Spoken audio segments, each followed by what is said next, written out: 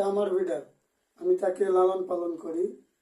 আমার খানা থেকে আমি মাঝে মাঝে তাকে খাওয়াই, প্রতিদিন কিছু না কিছু খাওয়ানোর চেষ্টা করি।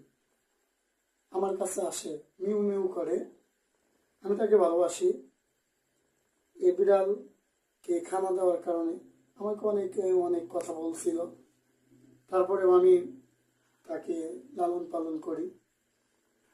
একদিন অনেক দূরবর্তী এলাকায় তাকে রেখে আসা হয়েছিল, তারপরেও সে এসে গেছে। অনেকবার মারার পরিকল্পনাও করা হয়েছিল, তারপরে আলহামদুলিল্লাহ আল্লাহ পাকের অশেষ রহমতে তার হায়াত থাকার কারণে বেঁচে গেছে।